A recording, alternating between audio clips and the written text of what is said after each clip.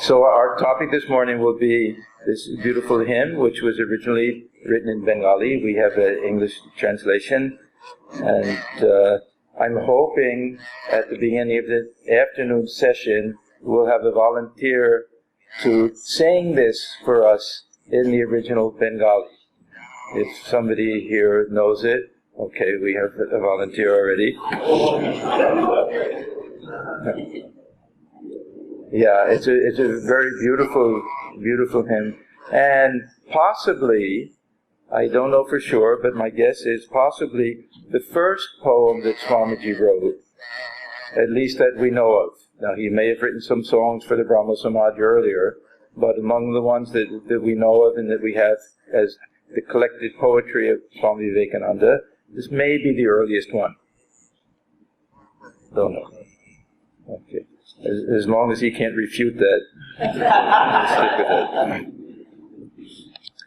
it. Now, when we hear the circumstances behind this, Swamiji was then Narendranath Datta at the time. He had not yet become a Swami, taken his monastic vows, and this hymn that he wrote, this poem, was born out of his own direct experience. So we have almost a blow-by-blow description of what it's like for the mind to rise from this normal level to the depths of meditation, to that level of Savikalpa Samadhi, and then finally to that highest state or deepest state of Nirvikalpa Samadhi. Almost line by line, which is a very rare thing. We get a description of this. It's so rare that even Sri Ramakrishna himself could not explain what the state of Nirvikalpa Samadhi was. You know that story that he tried on different occasions.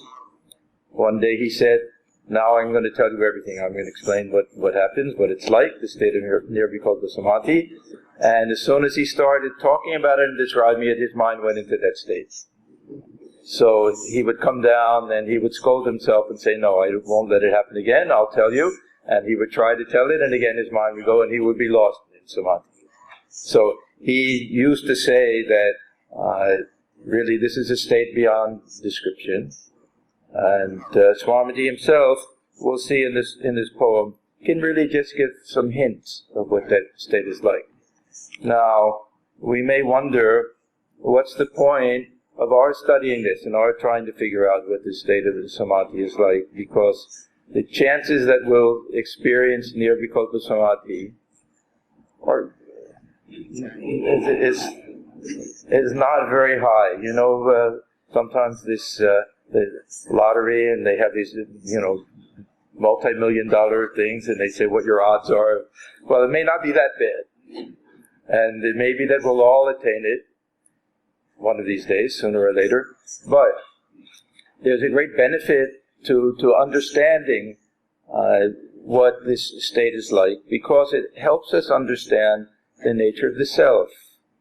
Understanding the nature of meditation and different states of meditation give us some conviction regarding the absolute nature of the Atman, of the self. It gives us some conviction regarding these highest truths of Vedanta that say that this pure consciousness is something different from mind. And when we read that the mind can cease functioning, and yet this awareness will still be there, it's a theoretical statement. It makes sense to us. But when we see that there are those who can enter into that state, that highest state of Samadhi, where the mind is no longer functioning, the body almost appears to be dead, there's nothing going on, and yet, when that person comes down from that state, they're filled with bliss, filled with joy. So even though it's not the type of experience that they can say, oh yes, I felt this, I felt that, it's not a blank, it's not an emptiness. There's something taking place which can utterly transform a person for an entire lifetime. So it's, from that point of view, it's very helpful for us to have some faith, whether we think that we'll attain it or not, whether we think it's a far off goal, at least to have that conviction that the self is Atman, one with the Brahman, is that ultimate reality, and that's not dependent on anything else. This is why we call it absolute. It's not dependent on anything else. So we have this very wonderful hymn, song on Samadhi, which Swamiji wrote when he was probably 23 years old. He's still a very young man, and which he wrote out of his own direct experience. Now, Swamiji himself, according to Sri Ramakrishna, was Jnana Siddha. He was perfect in meditation. Nitya Siddha, he was eternally free and born perfect, life after life, but he had a special knack for meditation. And we see this from his early childhood. When the other boys were playing at meditation, he would play also and sit with eyes closed. He would get absorbed in meditation. And when he was a young man, he had different visions. Even the way he went to sleep at night was a very special thing, showing that his mind was different from others.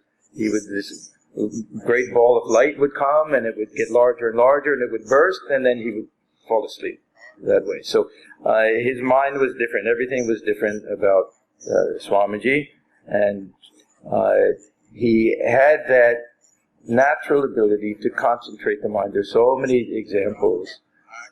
There was a time in Kashipur when all of them had gathered together to nurse Sri Ramakrishna. And at the same time they were nursing him, they would practice spiritual disciplines and long hours of meditation. And they saw Swamiji sitting in the garden one time. It looked as if his body, he had covered it with some dark-colored blanket. And when they went up and saw, because it was hot, why would he have a blanket? They saw it covered with mosquitoes and completely unaware of it. If we have one mosquito buzzing on us, meditation is impossible. And his whole body was covered with mosquitoes, and he was completely unaware of it. So he had that special ability to concentrate the mind to such an extent that everything else disappeared. Now we know when Narendra, later Swamiji, met Sri Ramakrishna, that everything blossomed. Whatever was there in a potential form came to the forefront simply at the touch of Sri Ramakrishna. Now Sri Ramakrishna, he and Narendra, they had this little game that they played with each other, where Swamiji would say, "No, I have such strength of mind, no one can do anything to me." And Thakur would say, okay, and he would touch him, and then Swamiji would go into some far-off state.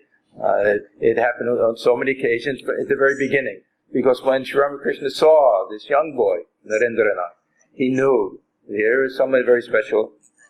And we'll hear also about the vision that he had of this Narendra before he even came to him. So he knew that he was born out of Samadhi. He knew that was the special thing about him. So at the very first visit, all Sri Ramakrishna had to do was touch him, and his mind descended to the very high plane, and he wasn't accustomed to it. Without any preparation, without, here he thinks he's come to meet this holy man, and he finds that everything whirling around and disappearing. So he said, "What are you doing to me? What are you doing to me? I have my mother and father at home. Don't you know that?" And Sri Ramakrishna is addressing him as his great sage and everything. He thought he was a madman, but his mind, just to show the nature of his mind, how ripe it was. Sri Ramakrishna talks about his type of tinder wood, that it's so dry, you put a match to it, immediately it flames up. So Swamiji's mind was like that, and Sri Ramakrishna would laugh. He would say, "Okay," and he would stroke his chest and bring his mind down and say, "Okay, your mother and father at home, okay, that's enough for now." And then Swamiji would think, "What did he do to me? It's not going to happen again." And then he would go back, and of course the same thing would happen. So the second visit, Narendra was even less successful, we can say, because he lost completely all outer consciousness of the world, and Sri Ramakrishna put different questions to him. This was this play. Well, we don't understand it. I don't understand it. We talk about this divine Leela and all of these characters coming from different realms and everything to put on this divine play on earth for those few years. But however we understand it, Sri Ramakrishna asked him questions and got all of the answers that he wanted to get about why Narendra had taken birth, what was the purpose of his birth, how long would he live, what would he accomplish, all of these different things, so that Sri Ramakrishna was convinced that, yes, this is the man for me, and that he's the one that actually Sri Ramakrishna saw in his vision. So we know that, because Sri Ramakrishna told the other disciples several times about this vision that he had, that a small child in the form of light traveled a great distance to these very distant realms, to the realm of the Absolute, when these great sages are seated in meditation and Samadhi, lost to the world. And this little baby, small child, goes up to this one sage and tenderly puts its arms around the sage and awakens him from that state of Samadhi, and points down and says, I'm going there, you'll have to come, will you come with me? And then the sage silently nods his head, and then some light comes and he goes to the Shimla area where Narendra was born, and then Thakur goes back and they asked him, well, who was this? This was Narendra was the sage, and that little boy, he said, I was that little boy. So this is the, if we want to say mythology, this is the vision that Sri Ramakrishna had, that he himself brought Swamiji down from that state of Samadhi.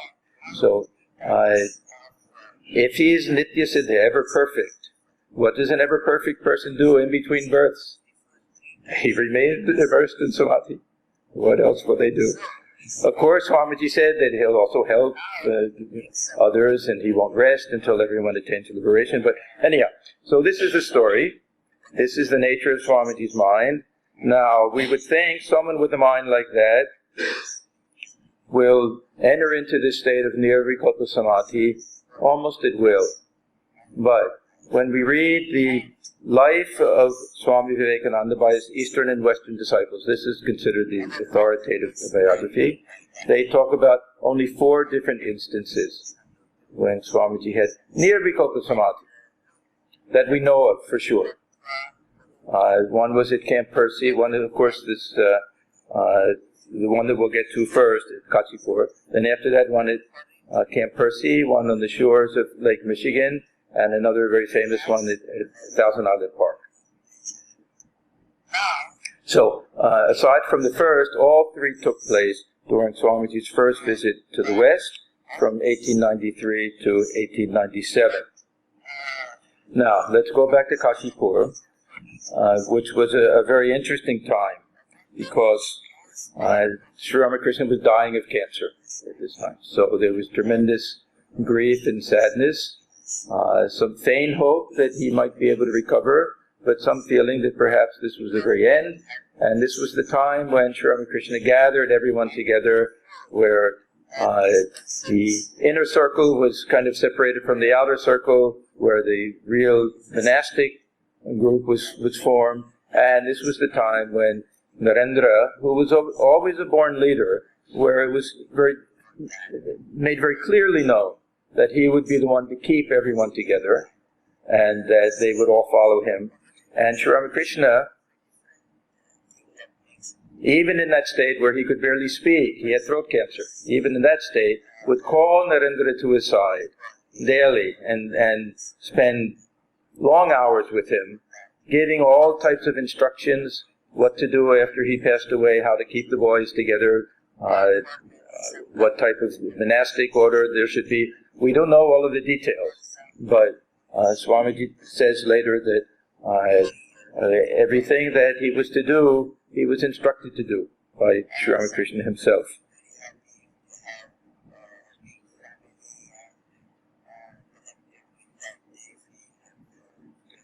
Now, this was the period when Narendra was fervently praying to Sri Ramakrishna to grant him that experience of nirvikalpa samadhi.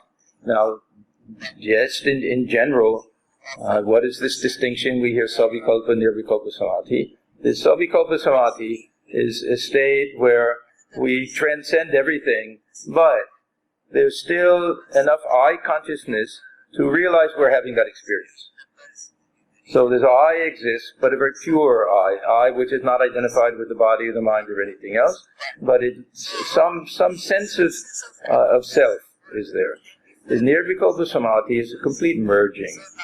We can't say anything about it. It's not a negative state. It's not as if nothing is happening, but there's not even this feeling that I am having this experience. So it's a very rare state, and Swamiji was beseeching Sri Ramakrishna because he had that faith in him, that if he wanted to, he could allow him to have that experience. So day after day he was praying to him for that experience, and one blessed day, Narendra had that taste of Nirvikalpa Samadhi, and let me read the description that we find in the biography. Narendra had pestered the master for this realization. One evening it came unexpectedly. He was meditating when suddenly he felt a light at the back of his head, as though a torchlight were playing there. It became more and more brilliant, and larger. Finally it seemed to burst. His mind became merged in it. What transpired then in his consciousness was beyond words, for that absolute state is beyond description. Sometime after this realization, he wrote some verses. Does anyone know what they are?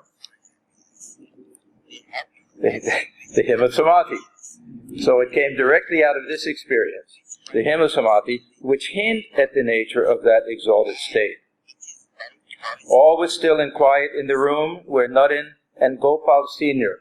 He was the only monastic disciple of Sri Ramakrishna who was actually older than Sri Ramakrishna. Suddenly, Gopal heard Naren cry out, Gopal Da, where is my body? In coming down from that state, Naren was at first conscious only of his head. His body seemed lost. Why, Naren, there it is there, answered the startled Gopal, as he looked at Naren's rigid body, lying prostrate. He then hastened for help to Sri Ramakrishna, whom he found in a state of intense calm, his countenance deeply serious, as though he knew what was happening in the next room. As if. In reply to Gopal's entreaty, he said, let him stay in that state for a while. He has teased me long enough for it. According to another version, it was Niranjan, another brother disciple, one of the monastic disciples, who went to the master on seeing Naren in Samadhi and said, Naren is dead. His body is ice cold, because signs of death come. When Sri Ramakrishna went into that state, they would try to find pulse, the breath. They would even touch his eyeballs to see if there was any reaction. Nothing. Naren is dead. His body is ice cold. At these words, Sri Ramakrishna laughed, because he knew it couldn't be true. About 9 o'clock at night, Naren began to show faint signs of returning consciousness. When he regained full consciousness of the physical world, he found himself surrounded by his anxious brother disciples. Memory came back. He felt as though he were bathed in ineffable peace. His heart was full to overflowing with ecstasy. He realized that the absolute of Vedanta alone could reconcile all philosophies. When he presented himself before the master, the latter said, looking deep into his eyes, now, what we're going to read is extremely significant, and we may have some discussion as to what it actually means, because it's not terribly clear what it means. We have different interpretations. Now then, Sri Ramakrishna said to him, the mother has shown you everything. Just as a treasure is locked up in a box, so will this realization you have just had be locked up, and the key shall remain with me. See, Swamiji wasn't born just to enjoy this Samadhi. He had a lot of things to do. You have work to do. When you have finished my work, the treasure box will be unlocked again, and you will know everything then as you did just now.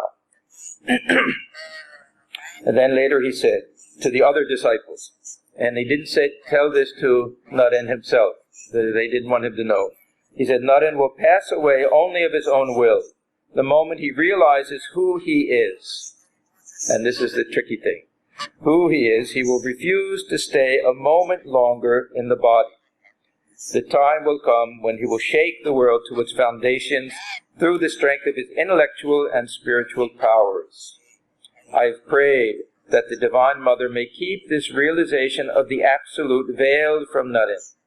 There is so much work to be done by him, but this veil is so thin, so very thin, that it may give way at any time.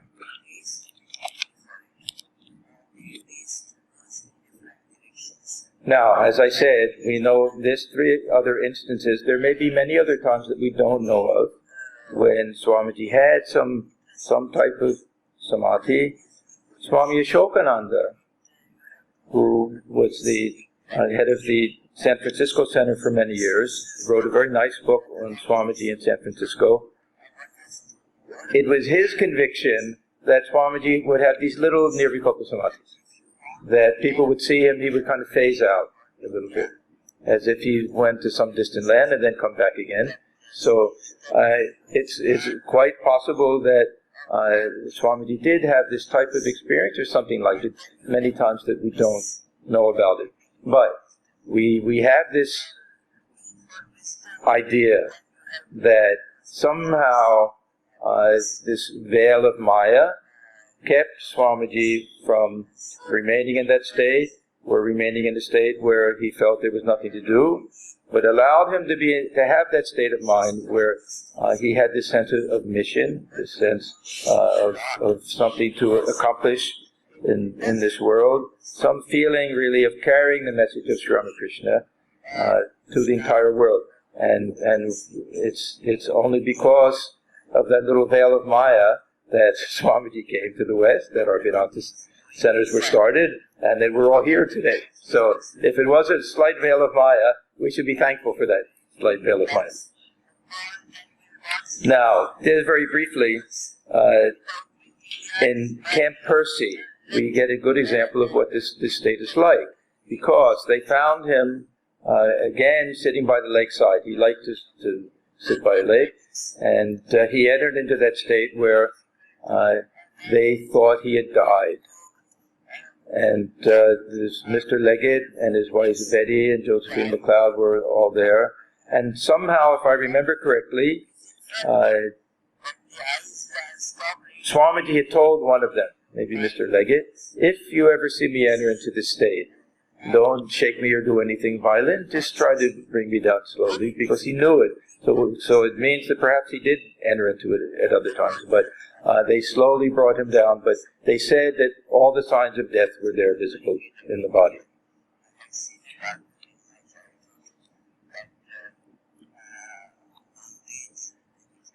The experience that he had in Thousand Island Park was also very wonderful, and it was the very end of that summer.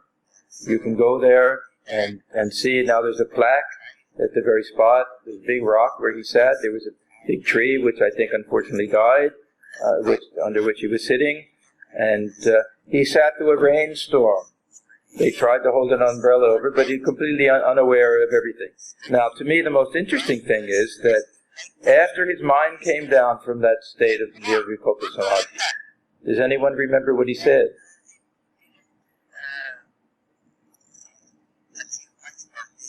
Surely someone must remember. He said, now I'm once more back in Calcutta in the rains. Yeah, which to me is so interesting, that the state of Nirvikalpa Samadhi will be beyond everything. But something will take us into it, and something will remain coming back down from it. And perhaps something triggered, even this little rain, brought him back to those days when he was in the Dakshineshwar with Sri Ramakrishna. Something triggered it. We know this triggering trick. This is Uddipana. This is something that happened in Sri Ramakrishna's lifetime so many times. The slightest little thing would bring some connection to his mind, some divine connection, trigger something, and kindle something, and he would be gone. So perhaps something took Swamiji's mind back to, because it rains a lot in Calcutta, we know that, and to those blessed days when he was with Sri Ramakrishna, whom he must have missed terribly. We know that also. Okay. Now, during the same period in Kashipur, one day, another very significant thing, Sri Ramakrishna asked Narendra what his ideal was, what would be the perfect life for him. So he said, well, if you want to know the truth, I like this Nirvikalpa Samadhi. It would be nice if I could remain in that state, and from time to time, perhaps enough, the mind could come down just a little bit, so there's a little body consciousness, so I could get a little food, a little nourishment, so the body wouldn't just die, and then I could go back into that state of Nirvikalpa Samadhi. Now, Swamiji probably felt that Sri Ramakrishna would like this answer. Right. Because actually he himself was in that state for 6 solid months. Somebody had to come and just try to bring a little body consciousness back so that he could pour a little milk in his mouth or give a little nourishment so that the body would continue to live, and then he would go back into that Nirvikalpa state for 6 months. So Narendra probably thought that Sri Ramakrishna would say, oh, what a very nice thing, but he got a big scolding. He said, oh, how small-minded you are. What a low ideal this is, that I thought you were much greater than that. I thought you would be a huge banyan tree, and you would provide shelter for so many people who were burning under this scorching sun. He went on like that. So he made it very clear to Swamiji that there was a higher goal in life, to not simply go deep within and be merged with that divine presence within, but see God in all beings and worship God by serving others. So, because of this thin veil of Maya that was kept over Swamiji, whatever it means, and whatever kept Swamiji from knowing who he was, if it means that he was unaware of his divine nature, which I doubt very much, because he always knew who he was from that sense. If it means that he realized that he was a companion of Sri Ramakrishna in another lifetime, if it means that he remembers the earlier lifetimes and knew his mission and it was complete, whatever it was, it kept him focused on this mission that he had. And at the end of his life, one of his either brother disciples or own disciples, I don't remember, very casually, half jokingly said to him, Swamiji, do you remember who you are? They weren't supposed to really ask him that question, because they knew that if he said yes, then the play is over. So then Swamiji said, yes, now I know who I am. So, and he didn't live too much longer after that. Okay, this is all by way of a very long introduction to the poem itself, and let us read it first. I will read, of course, the English translation, and there's a very nice poetic translation that you'll find in the complete works, and there's one nice booklet called In Search of God and Other Poems. It's all of Swamiji's poems put together. I am going to read a less beautiful and less poetic but more literal translation, just for the sake of the study. There is no sun, nor the beautiful moon, nor any light whatsoever. The entire universe floats through space, phantom-like, a mere picture. This fleeting universe floats in the firmament of the involute mind. It rises and floats, and again submerges, ceaselessly in the stream of I consciousness. Slowly, slowly, these phantom images have entered the primal womb. Only the feeling I, flows on in a ceaseless stream. That current also has stopped. The void has merged in the void, beyond the realm of mind and speech. He alone understands, whose heart understands. So we can see up to the point of only this feeling I, this is our savikalpa level, but then that current also has stopped. It means that the mind has gone to that highest level, or we can say the mind has disappeared, or the mind is merged, or the mind is not functioning at that time, but it's a state beyond description. And yet, coming down from that state, one is completely transformed. Any desires, any attachments, any karma, all these things are gone. Any fear of death, it's all disappeared. It's all gone. So it's an experience which is completely transforming, and any seeds that might have been there that would cause any future lifetimes, they're all burnt to a crisp. You can plant them in the ground as many times as you want, nothing will come of it.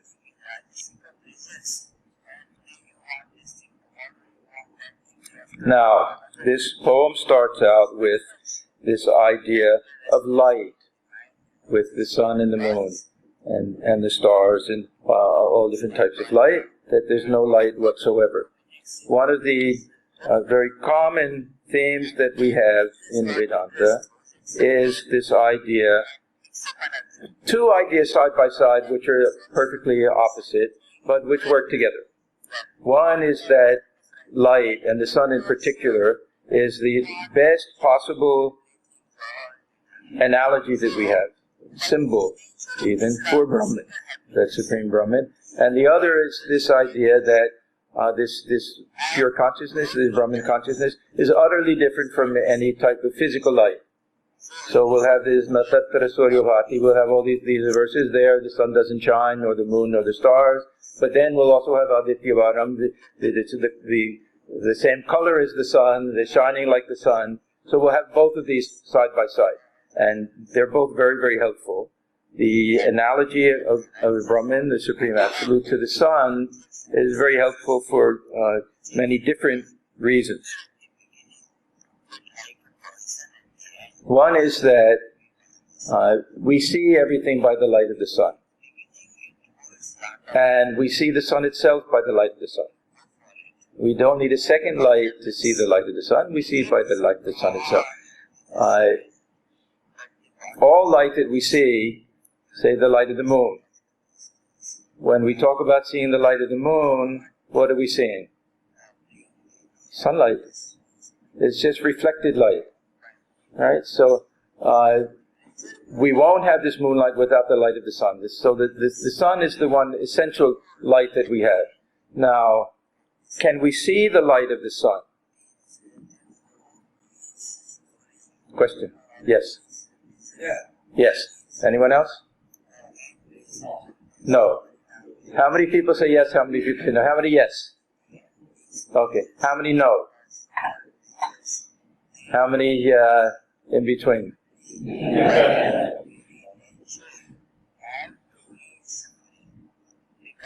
Light itself is invisible. Right. If light could be seen, we wouldn't be able to see things in between. If light had a color of its own, we would know the color of objects. And we know that. If we put a filter on light, it'll distort the color of an object. We know, or at least we say or we think that this is the actual color of this object because the light which is illuminating it is not superimposing any color of its own. It has no color. So, light is actually invisible. Even Sri Ramakrishna, who didn't know anything about science or anything, he gives that illustration. That by which we can see something itself cannot be seen.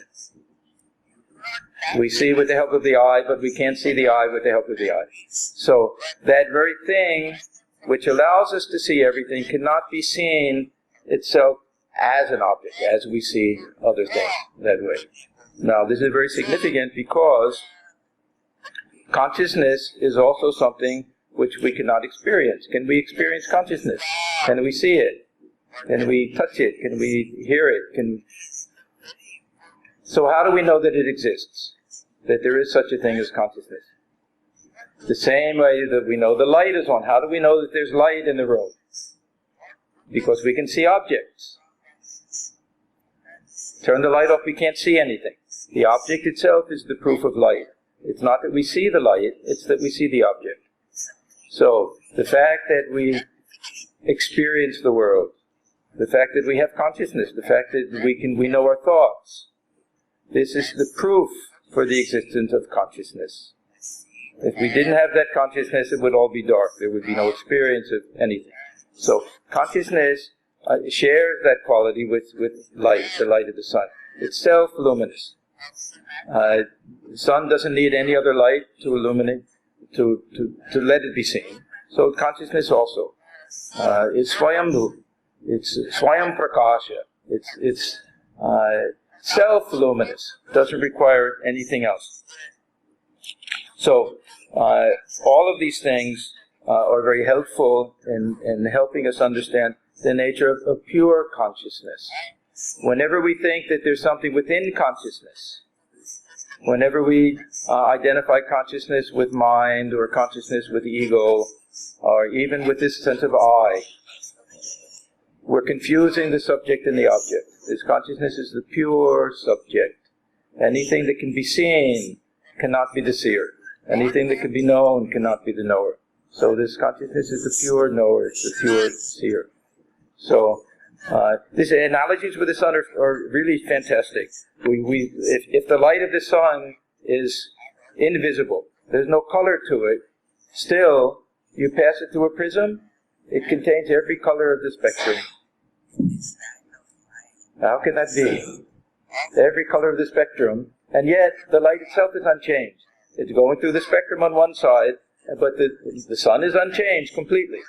So this consciousness going through the spectrum of Maya creates this variegated universe, all different colors and everything, without undergoing any change whatsoever. This is the Vedantic conception of a Brahman, that it itself becomes the universe without undergoing any change, any transformation. We think, how is it possible? Can we point to any example of that? Light, the sunlight. The sun is not changing at all. But going through this prism of Maya, every possible color of the spectrum comes out on the other side of it. So, this is that one side. The other side, as I said, is that we don't want to get confused and think that there's anything about consciousness or Brahman that belongs to nature, that is some existent natural body or entity, something like that. So we have these verses, this na tattara suryo bhati, na chandra tarakam. This is a very beautiful verse from the Kathopanishad. There the sun shines not, nor the moon, nor the stars. What to speak of ordinary fire? That shining, all else shines. It is by that light that the whole universe shines manifoldly, with all of its variety. Then Gita, Natad Bhasete. So you use these same ideas, that the sun illumines not, nor the moon nor fire. That is my supreme abode, going whither they do not return. So when we talk about this supreme abode of God, it's not a place. It's somehow within consciousness. It's somehow within an experiential type of thing. We shouldn't confuse it with some particular heaven that will be in a certain place. We speak in those terms, allegory. Says Swami Vivekananda himself. Sri Ramakrishna talks about these seven sages, Sapta Rishis. It's a constellation. Now, does it mean that actually Swamiji was in this very distant place, there and came down that way? This is a kind of type of allegory that way. But the real truth is that this is a transcendent realm, something completely beyond this physical universe that we have. Now, I want to go through one of my favorite sections from Brihadaranyaka Upanishad. This is the beginning of the 4th chapter, section 3. There's a dialogue between this great sage, Yajnavalkya, and this great king, Janaka, king of Videha. Yajnavalkya was a great sage, and these great sages are usually poor Brahmins, which means they have to beg to go to the king every once in a while and try to get a few extra cows and things, because they have no other way of supporting themselves. So they were supported by this royal patronage, and the king Janaka pretended that he needed to get great advice from these great sages, but he was actually smarter than all of them. And Swamiji likes to point out that really, the really heroes of the Upanishads were these Kshatriyas, not these Brahmins. So he liked that idea a little bit. So anyhow, so he really came for money. He wasn't so interested in these deep discussions, but we have them anyhow, and they form some of the nice parts of the Upanishads. So earlier, this Yajnavalkya had offered a boon to King Janaka, that Janaka could ask him any question that he liked, and Yajnavalkya would agree, and they would have a nice dialogue. And this dialogue, it's always kind of Socratic in nature. That means that the questioner is really the one driving the whole thing. And by his interesting questions, he gets the answers that we're supposed to have, and we get this very nice teaching. So he was a very skilled questioner. And that kind of leads to the conclusion that the listener perhaps didn't even know he was being led to. But the Yajnavalkya was, of course, a great sage on his own. And at the end of it, we're not quite sure who is the smarter one and who benefits more than the other one, but we all benefit from it. So it's a very nice little section here. It starts out with a question. Kim Jyotir ayam purushaha. Janaka says, what serves as the light for a man? Now, it's a very open question. Could be answered in lots of different ways. What serves as a light for man? Then Yajnavalkya says, the light of the sun, O king. By the light of the sun, one sits, one goes out, one works, and one returns. Then Janaka says, good. You've given the right answer. It is just so, Yajnavalkya. Then Janaka says, but what happens when the sun is set? Right? So this is a good answer for daytime. What happens at nighttime? What then serves as the light for a man? So Yajnavalkya says, the moon serves as his light.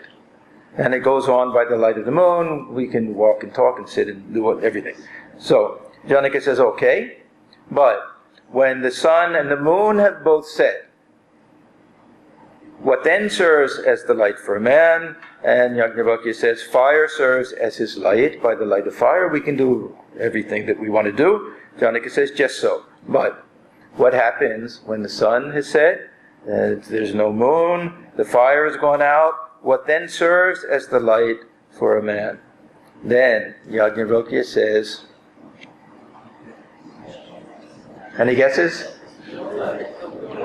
Yes. Huh? Not yet. Speech. Speech. We say, over here I am. Right? That can guide us that way. He says, speech serves as his light. It is through the light of speech that he sits, goes out, works, and returns. Therefore, O king, even when one's own hand is not clearly visible, if a sound is uttered, one manages to go there. Okay. So then, Janaka says, just so. But when the sun and the moon have both set, the fire has gone out, and speech has stopped, what then serves as the light for a man? And Yajnavalkya says, Atma eva asya jyotir bhavati. The self, the Atman. We have a winner here. The self serves as his light. It is through the light of the self that he sits, goes out, works, and returns. And then Janaka says, it is just so. He knew the answer, of course, ahead of time. But he wanted to have this nice dialogue. Now, what does all of this mean? First, in order to see external objects, we need some external light. So we know that. Doesn't matter, the sun, the moon, doesn't matter if it's a light bulb or anything. That's enough. We can't just rely on the object being there. There has to be something to illuminate that and allow us to see it. So when all of these have set, what does that mean when the sun and the moon have both set?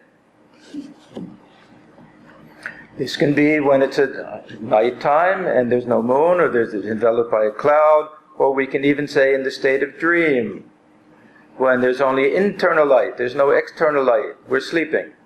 That light may be off. So we can take it that way also, without which the dream would itself be unknown. We need a light to illumine the dream even. We need a light to illumine the darkness of dreamless sleep. We need a light to illumine the darkness of a complete blackout If anyone has undergone amnesia under some type of surgery, there's a definite experience of blackness. We need light. We need the light of consciousness to experience that blackness. Otherwise, there won't be any feeling that there was any experience at all. We won't remember anything. And it's almost as if, we're out, the next moment we're up, and we don't know, did no time pass or did 10 days pass? So there's no way to tell, because nothing took place in between but that perfect emptiness. And yet, there's an experience of it. Somehow we know that. And when we're sleeping, we wake up, we have the experience that we slept well. Actually, a lot of things take place during sleep, other than dreams. We have some sense experience and everything. That's why there's some experience of time. But we black out, there's no experience of time, because nothing's going on in the mind. Complete darkness, complete emptiness. And yet, that light of consciousness has to be there also. So, it's really the light of the self that we need for all of these experiences. If it's daytime, if the sun is shining, and we're not conscious, or consciousness is not connected to the senses and the mind, we won't see anything. So the final answer is the answer that goes with all of them.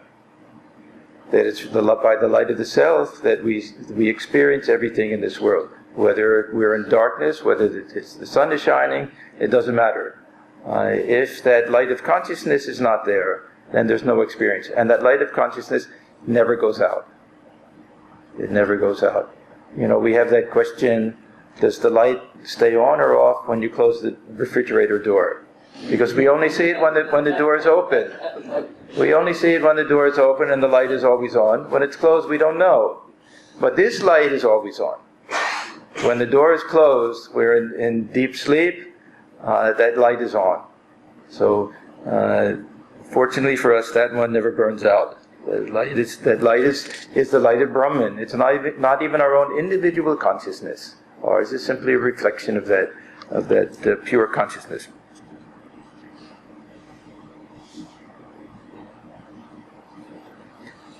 Has anyone read anything about the life of Helen Keller?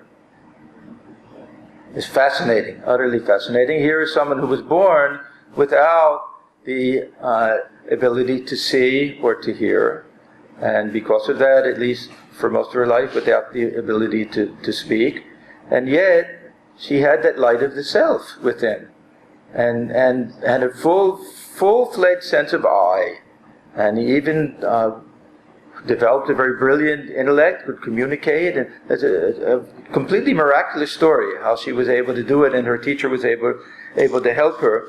But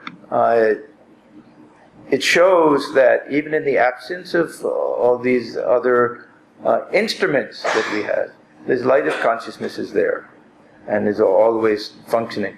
She was, very interestingly, a Swedenborgian, which was one of those movements that was taking place. I don't know very much about it. It was something of a New Age type of movement in those days. There were lots of things during Swamiji, and it was when Swamiji was there, they could have met, and she could have learned about Vedanta, but it was, Christian Science and Theosophy. There were a lot of things at that time.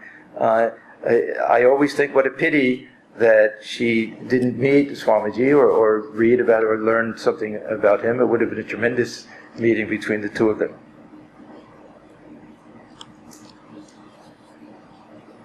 Now, to stick with this analogy of the sun, we have some different doctrines based on, again, this idea of the sun. One is called Pratibhimbavada, this doctrine of reflection. And this is something that Sri Ramakrishna liked. He didn't use any technical terms for things, but he referred to it many times. You may remember he talks about this idea of different containers of water, and the sun up above, the sun being reflected in each container of water. So if we look at each container, we see a full sun. So if there are 10 containers of water, we won't see a tenth of the sun in each one. The sun doesn't have to divide itself. We'll see the full sun in each one. So each one of us carries that 100% Brahman. that way. It doesn't have to divide itself to be reflected within each and every one of us. Now, what is this container and what is this water? Sri Ramakrishna sometimes says that this container we can think of as the body and everything. Sometimes he says it's the jar of ego, of this I. And this water we can say is the mind. So when we try to have this, what we call the vision of God, or this Brahmajnana, the knowledge of the Brahman, and we turn within, this is one way of trying to understand how we can see something which can't be seen, that we're seeing a reflection of that Son of Brahman within the container holding the water of the mind. It's a very nice way of trying to understand something which can't really be understood very well.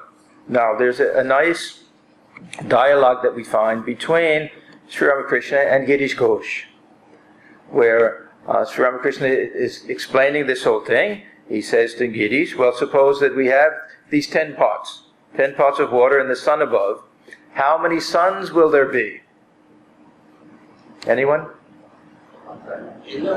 11. Okay. 1 real sun and 10 reflected suns. Okay. Then he says, suppose we break 1 pot. Then how many?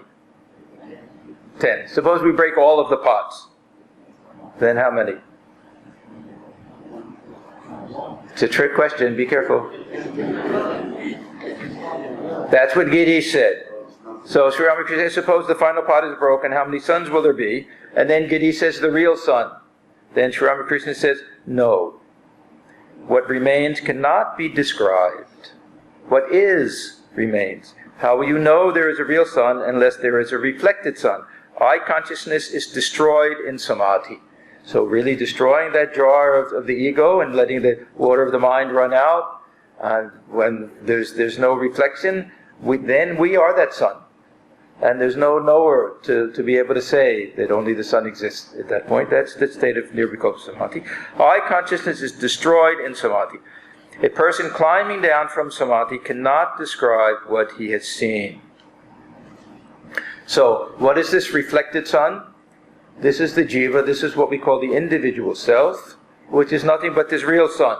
So Sri Ramakrishna says, by following the reflected sun, one finds the real sun. That is, by meditating on the self within. And when we say meditate on the self within, that means somehow connected with these upadhis of the mind, somehow we place it in the heart center, even though there's no location to consciousness. Everything is within consciousness, it's beyond time and space. We locate it in the heart. There we find this presence of Brahman dwelling within ourselves. Brahman, which can't be contained in anything, is contained within the heart.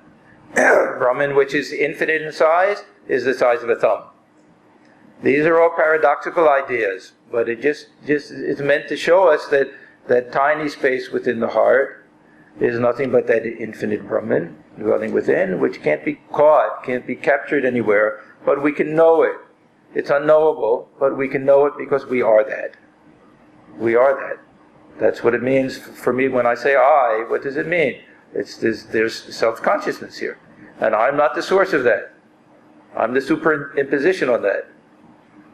The real I is this Brahman. Impersonal I. A perfect paradox. I means personal. But it's an I, that means a self-awareness is there, but it's impersonal, because there's nothing particular about it.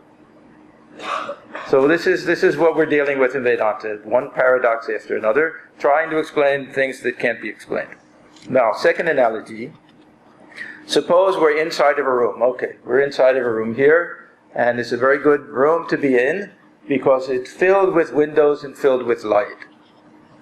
Now, suppose we have separate windows. We see a window on one side, we see a window on the other side, we see light coming in one side, light coming in from the other side, and because of the frame around the window, we distinguish one light from another light. And we can even say that that area of light that's coming in has dimensions to it. We can give it a certain size and everything, but light can't be divided that way, and there's only one light. We we have this concept of superimposition in Vedanta, which means that we're taking something that doesn't belong to something else and we're attributing it to it, and because of that we're limiting it. I like to use the illustration of the donut and the hole in the donut. Did I use that here before? Anyhow, it doesn't matter. Now, what is a donut hole? Again, it's a trick question because you can actually go to a donut store and buy donut holes. Right. But you actually can't buy a donut hole. What we're buying when we buy a donut hole is the part that's removed in order to make the hole in the donut. Right? That's not the hole. Okay. Now, the hole is the part that's not there, and we can measure it. We can say, well, this one is a certain type of donut that you can hardly see the hole. The other has a big hole. How do we measure the hole of the donut? It's based completely on the donut, and it has absolutely nothing to do with the hole. Right? Suppose we dig a ditch. Right? We talk about the size of the hole that we've made after we dig it, based entirely on the dirt on both sides. It has nothing to do with the empty space inside. Now with the donut, this is all very theoretical. But if we eat the donut, then we ask the question, well, where did the hole go? Right. Then it becomes very clear to us that we confuse the donut and the hole. The hole was infinite space. It was unaffected by the donut. You move the donut from one place, the hole goes along with it. But it's not going anywhere. Right? So I used this example once before, and I said, what happens when you eat the donut? And somebody said, expansion. Yeah, if we eat enough donuts, that's in a hole. Yeah, then we'll be in a big hole. That's true. Then we become whole. Yeah, okay, we can say that. Okay, now.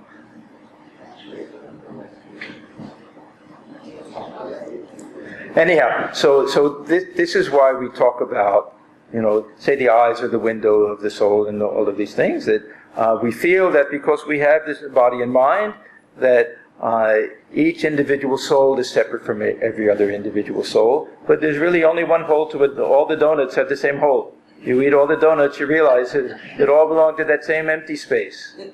And it's the same thing. This consciousness is empty.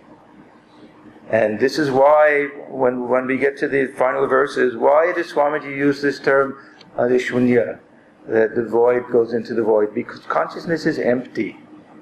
If there's anything within consciousness, it doesn't belong to it. If we see anything in a mirror, right, does it belong to the mirror? It can't belong to the mirror. And yet we can't look at a mirror without something being in it, because we're standing in front of it, right? So this is the paradox with the consciousness. It's the perfect reflector, and not only the reflector, but the source of everything. This is when we think about it, and going back to the sun analogy, it's not simply passive in the sense that everything can be seen by this pure consciousness. It also has that chit shakti, that power through Maya to transform itself into this whole universe, and yet remain unchanged. So this is how Swamiji begins his hymn, with reference to light, all the different types of light, and making it very clear that he's not referring to any physical light, to any physical place, that this consciousness is something transcendent, beyond anything that we can point to. It has no place within the universe. Everything exists within consciousness. Again, this idea of space that we have, we talk about space within a jar or a glass. We have different glasses, each one has space within it. Only because we take the glass as our point of reference. Really, the glass itself is in space. When we say space is in the glass, again, we're confusing it with the side and the shape of the glass and everything. It's more accurate to say that the glass is within space. And more accurate even to say that space is nothing is within space, it's transcendent, it's untouched by anything. You can move things around inside, it doesn't affect space at all. We confuse air and space, and we'll get to that in a little bit. Okay, now I'm trying to figure out how much I should do in this first session.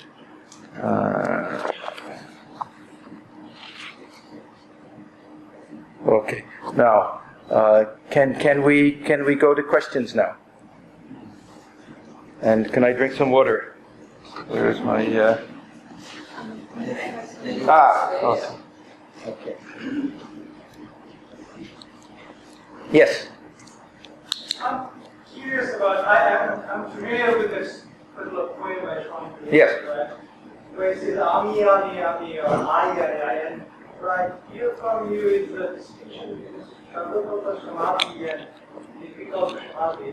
So, the meaning is that may now we are conscious, be conscious of ourselves. I, Ami, Ami, Ami, and that sense of I goes away with the difficult Samadhi. What remains?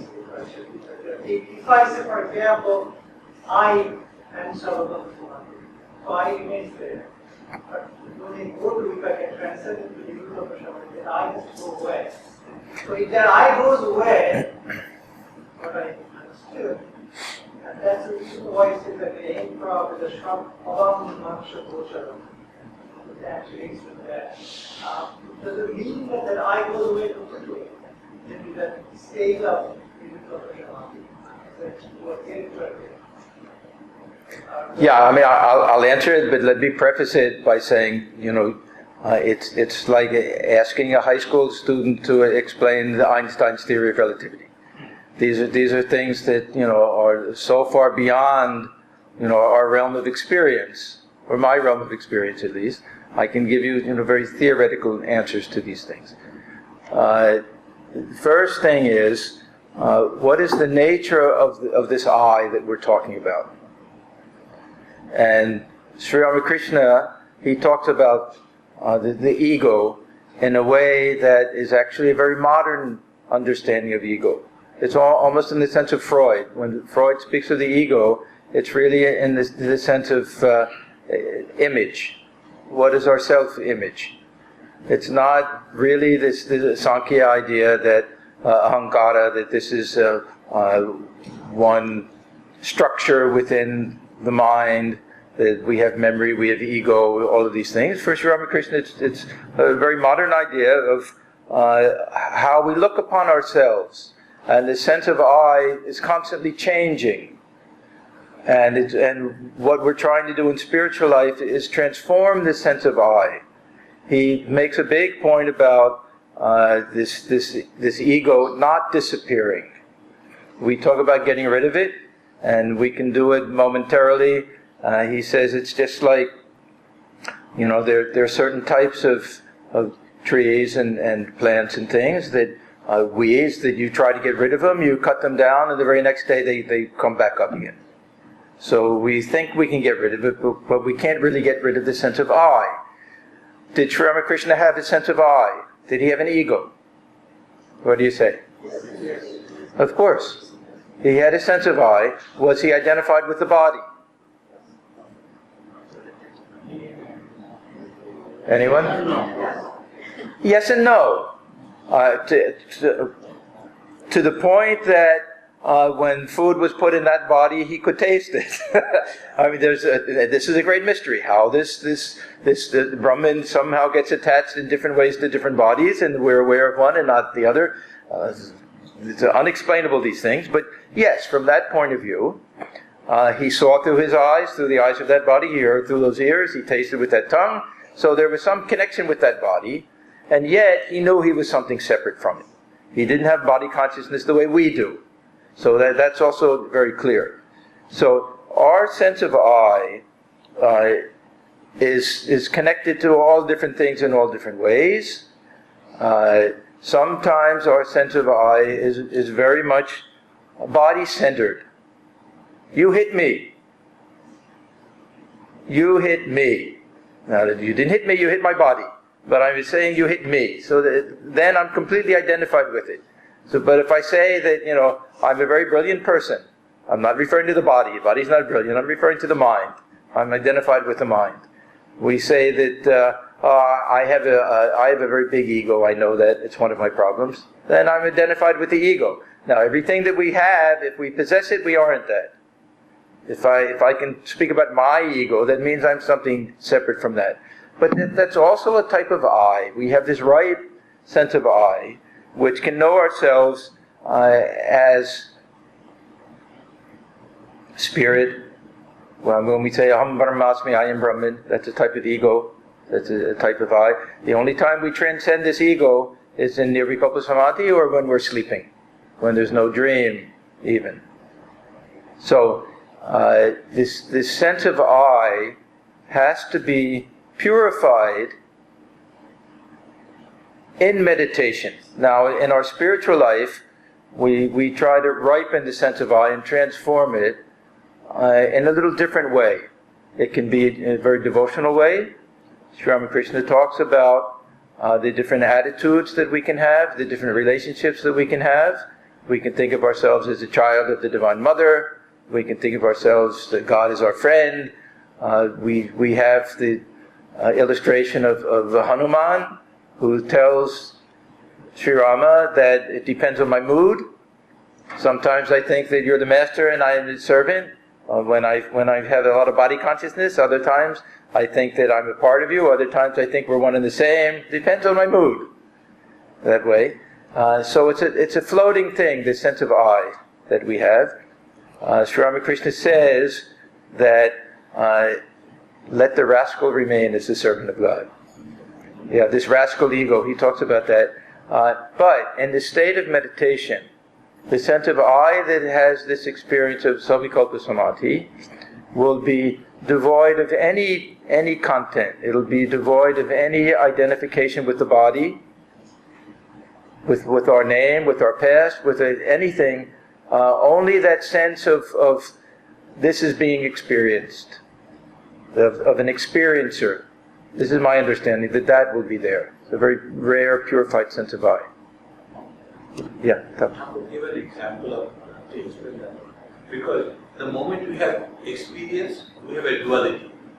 So the question... Knower and known, yeah. Both will be there, right. Yeah. So the question that if someone is trying to say that I'm going there, then that person can never be the I. So Thakur gives the example of the salt dog. That salt dog goes to the ocean, what happens to the salt dog? That is what the example, I think, when the I merges into living. Yeah, now there's a special feature to that illustration. This is how he explains the inability to tell what happens in that state. Because there's no experiencer that idol has become one with the ocean, the very point at which it reaches the depth of the ocean. So he says, who is there to come back to tell what that experience is like? Yeah. But short of that, the I that experiences this Savikalpa Samadhi will be a type of impersonal I. It won't be you or me that way, but this feeling of knowledge and knower, that duality will be there. Yeah. You give the example about the mirror and the person. When the mirror and person is standing next to each other, there is nobody I am not seeing myself on the mirror. But when I'm standing in front of the mirror, I put that which the mirror is my ego. I can see my image is there, so I'm there. When they remove the mirror, that mirror, so I'm there, my mind is there, but I'm not with my ego. Yeah, I mean, what we're doing, we're trying to imagine what it would look like to stand in front of the mirror if we weren't there. Yeah. Which we really can't do. Black cat and black room. Something like that. Yeah. Yeah. Now this mirror idea, our problem is, there's some very primitive people who have never seen a mirror. Or sometimes maybe we'll go into a restaurant and we'll think, oh, it's a huge restaurant, how many tables there are on that side of the room, and it's really just a mirror. And we don't know it. Our problem is that's our condition. Once we know that there's a mirror, then we can deal with it, and we can live in the world that way. This is the Sri Ramakrishna's state. He can see everything, and he knows everything, but he can see, or even Shankaracharya, he has some beautiful hymns. He sees everything as if in a mirror. He uses that darpa, this idea, this whole universe is reflected in the mirror of Brahman, something like that. Our problem is that we're not aware that we're seeing a reflection, and we become identified with it. It's all a question of identification. See, if you look at a mirror, only if there's a flaw in the mirror, if there's a scratch, then you'll see the mirror. Otherwise, we don't see the mirror. We see what's reflected in the mirror. And I'll tell you an interesting thing that happened to me once. It was my early days when I was speaking at our center in Hollywood. And there's a little walk that you go from the room to go to the temple there, and there's a living room area that's all glass there. And I'm walking along there, and you see this little outfit that we wear. Unless you've worn it your whole life, it's not so easy to put it on and to make sure that it looks right and that it's hanging at the right length and all of that. So I'm walking by, and the glass is there, but I can see my reflection in it. So I'm looking there to see if, everything looks spick and span. I'm in good shape and everything. And because my focus is to the glass as it's reflected back, which means that the focus is actually double the distance. You know that. If you see your image in a mirror, the mirror is 5 feet away, you'll see yourself as if you're 10 feet away, because you're traveling that 5 feet and another 5 feet back. So because my focus was that way, I didn't see that there were a whole bunch of people sitting inside the room watching me look at myself in the mirror. So it's a question of our focus, that we get focused on this ego, and we miss this consciousness that's there. And so really this is why Swamiji used to say, don't seek God, see God. It's just a question of changing our focus, being able to be aware at least of the mirror, which in itself can't be seen, but at least knowing that it's the mirror in which everything is reflected. So being aware of that consciousness, we can only have the real experience of it when we become one with it. And this is why meditation is so important, and why this state of Samadhi, this is the test, this is the proof of all of these things. Otherwise, these are nice theories which make sense, beautiful theories, which make beautiful sense, and we can believe in them and have a great conviction regarding them, but that's how we know that it's really true. So the mirror, like sunlight, is normally not seen. And as I say, if we're not aware that the mirror is there, we'll think that we're looking at objects like that. So this is how we can go through an entire lifetime without any awareness of the presence of Brahman or consciousness or God, whatever. We can explain everything from this physical point of view, not knowing that we're just seeing something reflected in consciousness.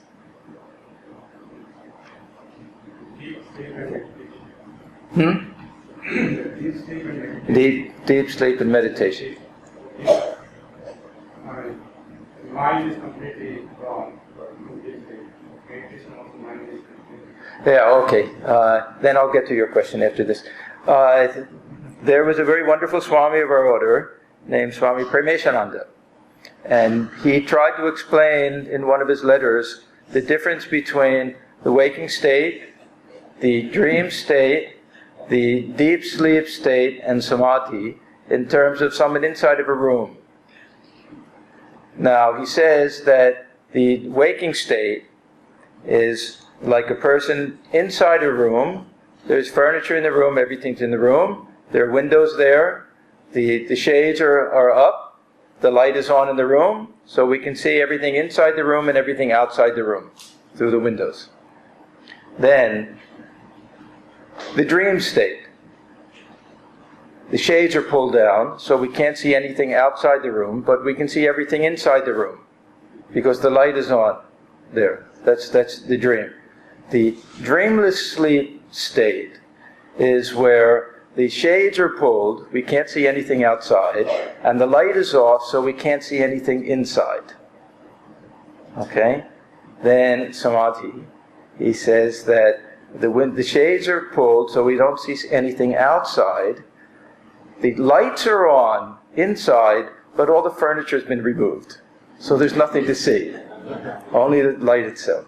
So it's some way of trying to explain these different states of consciousness, but to show that there's a huge difference between the state of samadhi, which is full enlightenment, and the state of dreamless sleep. Because some people say, well, it sounds to me like just, what you're explaining, there's no I, there's no awareness, there's nothing. It's the same as sleep, but it's not the same. And how to explain that difference, virtually impossible. So rapid eye movement, sleep versus non-rapid, REM sleep versus non-REM sleep. As if the eyes are moving rapidly, seeing the thing. That's our way of knowing that someone is dreaming, but how different it is from the experience of the dreamer. Yeah. You had a question. Yeah. I'm just really struck because you're saying we see the light of the sun by the light of itself. Yes. And I'm just thinking of Jesus and the Lord. And in order for us to really realize the Lord, we need to have that manifestation here of another body, whether it's Christ or Krishna or some reflection to help us to understand. Yeah. This is the real value of whether we call them divine incarnations or God realized souls or whatever. We have to see these examples. Yeah. Otherwise, it's all nice theology and makes sense to us, and we may accept it on faith. But they're the living proof of the reality of these things. And really, in Gita, we have this idea that because of dharma that they're born, but really, it's because without them, they bring light to the world. I am the light. They really, without that example, not only do they have that experience, they tell us how to have it, and they provide proof that it's true and that it's real. And otherwise, we won't have that conviction that will encourage us to devote a whole lifetime to that. So it's terribly important that we always have these great souls in the world who are either divine incarnations or prophets or God-realized souls, because they're the proof of religion for us. We have to do it ourselves, of course, but they're the ones who will inspire us to do it.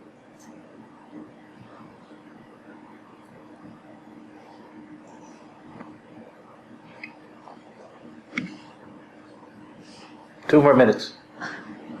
Yes? How does this sense of consciousness differs from the centers, the 7 centers of consciousness, the Kundalini? Okay, now this is a perfect example of how consciousness and mind are so intertwined that we have a very hard time distinguishing between them. So we talk about raising our consciousness. What we're really doing is entering different levels of mind. Consciousness doesn't go up or down. Consciousness doesn't change. That's the mirror. That's the unchanging element. But through the rising of the spiritual power, however we understand it, the mind can enter different levels of awareness. And we'll see that in this hymn that Swamiji is describing, how even our understanding of the universe will change with the level of the mind. And when Sri Ramakrishna touched the young Narendra the first time, what did he see? Everything is swirling around, everything is disappearing. Thakur also had that experience. The whole universe is disappearing before my very eyes. Our understanding of and perception of the universe now is, we take it to be objective and 100% true, but it's just based on the level of our mind at this particular moment. Thakur's mind would be raised to the point where he would see everything as light. where he would see everything as consciousness, where he would see everything the way we see artificial fruit. When he wouldn't be fooled into thinking they're all different things, it's all wax. He would know everything is one substance. There's only oneness everywhere. He would see it that way because his mind was tuned to a different pitch than ours. And there's nothing to say that the pitch that our mind is tuned on right now is the real one. It's actually not. This is the one that's in the group of Maya somehow. And that there are other levels, and this hymn of Samadhi takes us through these different levels. So we can get to that point where only oneness exists. Now oneness is covered by this veil of the manifold, and we don't see it. We see the image in the mirror, we don't see the mirror. We're not even aware of it. So part of it is just the level of the mind. So the mind does go into these higher states, and we speak in terms of consciousness being raised, but really consciousness itself is just that pure light. That doesn't go up or down. It's the mind that is going up and down. Yes? Which is the truer reality? The state of Samadhi or the Vijnana state where you see that God is in everything? Even within our order, there are the arguments over this. I would say, and this is going to be a very wishy-washy answer, that the state of Samadhi is the highest state, the state of Vijnana is the deepest state.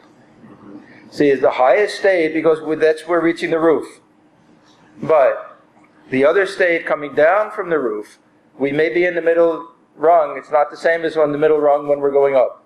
We've already done it. So the state of Vijnana, just to very, very briefly explain all of this, Sri Ramakrishna says that once we attain this vision or experience of oneness, we know that Brahman alone is real, we merge our consciousness, we know that we're one with that Brahman.